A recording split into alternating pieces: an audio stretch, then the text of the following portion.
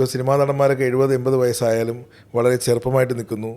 അപ്പോൾ അതിൽ അവർ plastic surgery ചെയ്തിട്ടാണ് ചെറുപ്പമാകുന്നതൊക്കെ ഒരു മിഥ്യാധാരണ ആൾക്കാർക്കുണ്ട്. അത് ശരിയാണോ?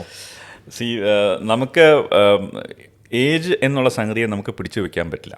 Age naturally it happens.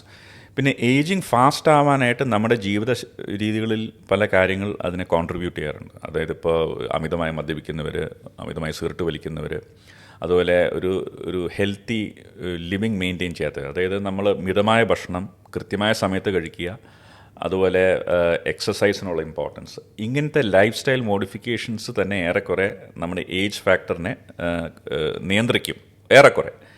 പക്ഷേ അതൊന്നും നോക്കാതെ വെറുതെ നമ്മുടെ ബാഹ്യമായിട്ടുള്ള കാര്യങ്ങളൊന്നും, ഇപ്പോൾ ഒരു ഫേസ് ലിഫ്റ്റ് വേണമെങ്കിൽ നമുക്ക് ചെയ്യാം.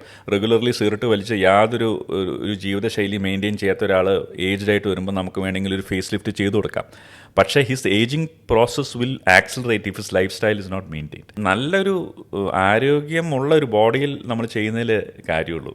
അങ്ങനെ ചെയ്യുന്നതിൽ നമുക്കൊരു അഡ്ജുവൻ കാര്യങ്ങൾ ചെയ്യാം കുറച്ച് നാൾ. പക്ഷേ ഏജിങ് നമുക്ക് പിടിച്ചു വെക്കാൻ പറ്റില്ല എന്നുള്ളതാണ്. നമ്മൾ ഈ പ്രായമായിട്ടുള്ള ആൾക്കാർ പ്യുവർലി കോസ്മെറ്റിക് സർജറിയുടെ ബേസിസിൽ അവരുടെ ഏജിങ് അവർക്ക് പിടിക്കാൻ പറ്റില്ല.